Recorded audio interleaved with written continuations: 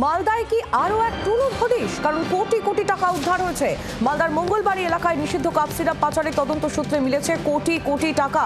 ভোররাত পর্যন্ত টাকা গোনার মেশিন নিয়ে চলে টাকা গোনার কাজ। গত 5ই জুলাই দক্ষিণ দিনাজপুরের মেহেন্দ্রিপাড়ায় 1500টি প্রায় নিষিদ্ধ কাপ সিরাপ বাজেয়াপ্ত হয়। গ্রেফতার হয় চারজন মাদক কারবারি। তাদের জেরা করে মালদায় এই কারবারের টাকার খোঁজ পায় পুলিশ।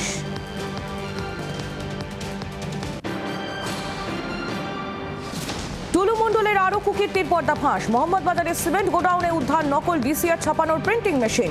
রাতে ডিসিআর কর্মী জগন্নাথ ঘোষকে নিয়ে তল্লাশি পুলিশের। গাদা গাদা সিমেন্টের বস্তার পিছনে লুকোনো ছিল প্রিন্টিং মেশিন।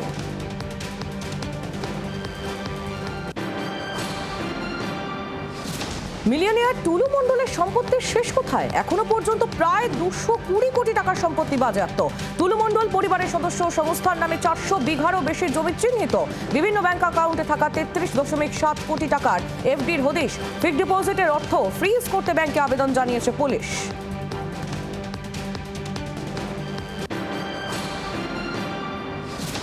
বীরভূমে জালে টুলু মণ্ডলের আরও এক সাগরেদ। সীতেশ প্রামাণিক নামে টুলুর এক ম্যানেজারকে গ্রেফতার করা হয়েছে। বেআইনি টোলগেটের বেতাজ বাদশাহ টুলু মণ্ডল বিদেশে পালিয়েছে বলে অনুমান পুলিশের।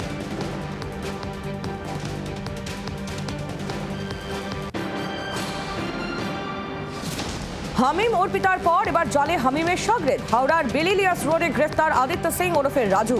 মন্ত্রী উমেশ রায়ের ছেলেকে অপহরণের ষড়যন্ত্রে জড়িত ছিল আদিত্য। মন্ত্রীর ছেলের ছবি ও তথ্য হামিমকে দেয় আদিত্য, এমনই সূত্রের খবর। কলেজ ছাত্র আদিত্যর সঙ্গে পাক হ্যান্ডলারদের সরাসরি একাধিকবার কথা। হামিমের মাধ্যমেই পাক জঙ্গিদের সঙ্গে যোগাযোগ, খবর এসটিএফ সূত্রে।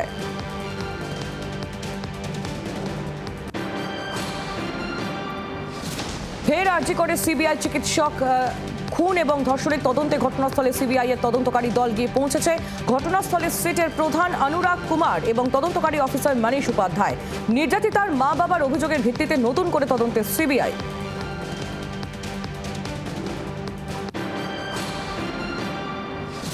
মঞ্চ বিতর্কের পর আজ কবি জয় গোস্বামীর বাড়িতে যেতে পারেন তাসলিমা। গতকালই সাংবাদিক বৈঠকে সেই রকমই ইঙ্গিত দিয়েছিলেন লেখিকা। শনিবার তাসলিমার মঞ্চে কবি জয় গোস্বামীকে উঠতে বাধা। জয়ের অপমান তাঁর অপমান, বলেন লেখিকা। আজ কবির বাড়িতে গিয়ে কথা বলতে পারেন তাসলিমা।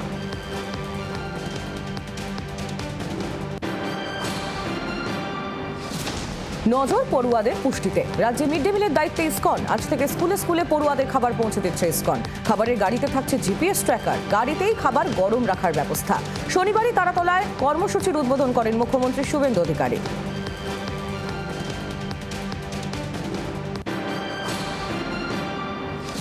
কলকাতায় ফের ভেঙে পড়ল পুরনো জীর্ণ বাড়ির একাংশ। মানিকতলায় বিবেকানন্দ রোডের পুরনো বাড়ির একাংশ ভেঙে পড়েছে। বাড়িটি বিপজ্জনক বাড়ি হিসেবে আগেই পুরসভার নোটিশ দিয়েছিল। ঘটনায় হতাহতের খবর নেই। ঘটনাস্থলে যান বিজেপি নেত্রী অর্চনা মজুমদার।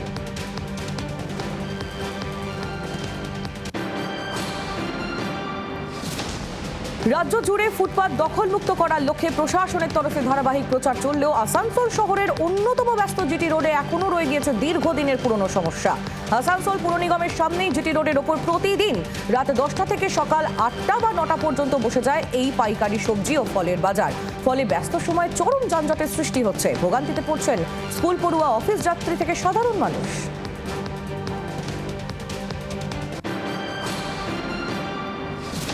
গরু চোর সন্দেহে বেধড়ক মারধরের অভিযোগ। আসানসোলের জামুরিয়া থানা শ্রীপুর এলাকার এই ঘটনা। স্থানীয় বাসিন্দাদের অভিযোগ, এলাকা থেকে নিয়মিত গরু চুরি হয়। আর এই অভিযোগের পর 2 ব্যক্তিকে গ্রেফতার করে পুলিশ। ধৃত একজনকে রীতিমতো হাতের কাছে পেয়ে উত্তম মধ্যম দেয় জনতা। আর এরপর অভিযুক্তকে পুলিশের হাতে তুলে দেওয়া হয়।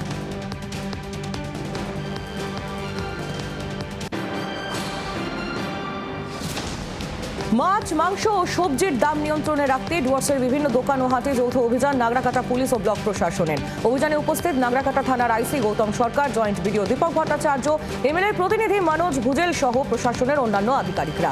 অভিযান চলাকালীন ব্যবসায়ীদের সতর্ক করা হয় প্রশাসনের পক্ষ থেকে। জানানো হয়, অযৌক্তিকভাবে পণ্যের দাম বৃদ্ধি বা দোকান ভেদে অতিরিক্ত দামের পার্থক্য বরদাস্ত করা হবে না।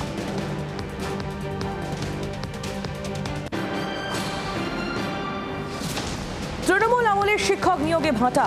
শিক্ষক সংকটের জেরে বন্ধ হয়ে গেল আরামবাগ মহকুমার 8টি জুনিয়র হাই স্কুল। অভিযোগ, বিগত সরকারের ব্যর্থতায় স্কুলগুলির এই হাল। গ্রামে স্কুল থাকতেও ছেলে মেয়েদের দূরে স্কুলে পাঠাতে হচ্ছে। সম্পত্তি নিয়ে বিবাদের জেরে দেওরের হাতে খুন বৌদি। নাগরাকাটা ব্লকের কুর্তি চা বাগানের আপার কুর্তির দোকান লাইনের ঘটনায় রীতিমতো চাঞ্চল্য। মৃতা বছর 29-এর রেশমা ওরাও। পুলিশ ও স্থানীয় সূত্রে খবর, রবিবার মদ্যপ অবস্থায় অভিযুক্ত জিৎ বাহন ওরাও বাড়িতে এসে সম্পত্তির ভাগ দাবি করে দাদা ও বৌদির সঙ্গে বচসায় জড়িয়ে পড়ে। কিছুক্ষণ পর বাড়ির ভিতর থেকে একটি ধারালো অস্ত্র এনে আচমকাই রেশমার উপর চড়াও হয়। পরে হাসপাতালে নিয়ে গেলে রেশমাকে মৃত ঘোষণা করেন চিকিৎসকরা।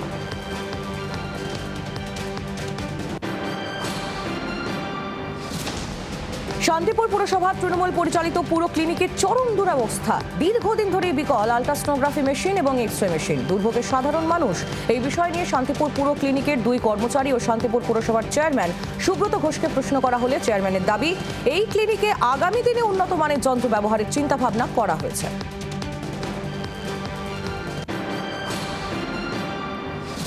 বীরভূমের নলহাটিতে শুট আউট, চলল 11 রাউন্ড গুলিতে জখম 3 জন, তাদের মধ্যে 2 জনের অবস্থা আশঙ্কাজনক। রবিবার রাত 11টা নাগাদ বীরভূমের নলহাটি হরিদাসপুর গ্রামে গুলি চলে।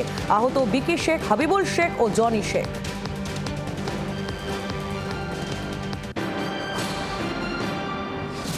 তৃণমূল আমলে রাস্তা তৈরিতে দুর্নীতি। ঝাড়গ্রামের বাঁধগোড়ার বাইসন চক থেকে সাতপাটি যাওয়ার প্রায় 4 কিলোমিটার রাস্তার বেহাল দশা। স্থানীয়দের দাবি, তৃণমূল আমলে একাধিকবার তদবিরের পরও ভোটের ঠিক আগে এই রাস্তা তৈরি হয়েছিল। অভিযোগ, নিম্নমানের সামগ্রী দিয়ে তৈরি হয় রাস্তা। কয়েক মাসের মধ্যেই উঠে গিয়েছে পিচের আস্তরণ। মরণ ফাঁদে পরিণত হয়েছে রাস্তা, যাতে বেজায় ক্ষুব্ধ এলাকাবাসী।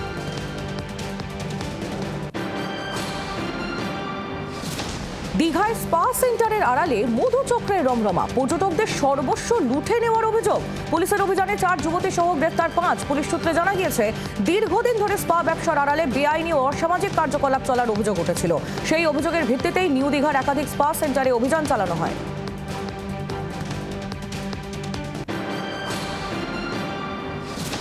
ছিনতাই চক্রের বিরুদ্ধে ফের বড় সাফল্য পেল বনগাঁ জিআরপির পুলিশ। রবিবার বারাসাত স্টেশন এলাকা থেকে ছিনতাই চক্রের পান্ডা কল্যাণ সর্দার ওরফে শিবুকে গ্রেফতার করা হয়।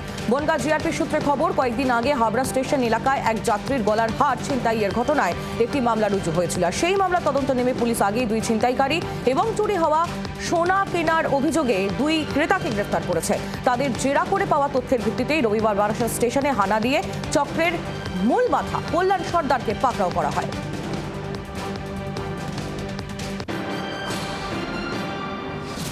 সোনার দোকানে ডাকাতির চেষ্টা বানচাল করল পুলিশ। গোপন সূত্রে খবর পেয়ে 3 ডাকাতকে হাতে নাতে পাকড়াও পুলিশের। তাদের কাছ থেকে উদ্ধার একাধিক অস্ত্র।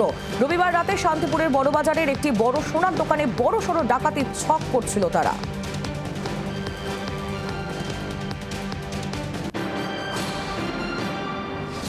সাত সকালে পথ দুর্ঘটনায় 2 জনের মৃত্যু। সোমবার সকালে নদিয়ার শান্তিপুর বাইপাস এলাকায় 12 নম্বর জাতীয় সড়কে এই দুর্ঘটনা। একটি আপেল বোঝাই গাড়ির সামনে অন্য একটি গাড়ি এসে সজোরে ধাক্কা মারলে মারাত্মকভাবে জখম হন 2 ব্যক্তি। এরপর শান্তিপুর স্টেট জেনারেল হাসপাতালে নিয়ে গেলে চিকিৎসকরা তাদের মৃত বলে ঘোষণা করেন। বাংলার আওয়াজ, বাঙালির আবেগ, জি 24 ঘন্টা।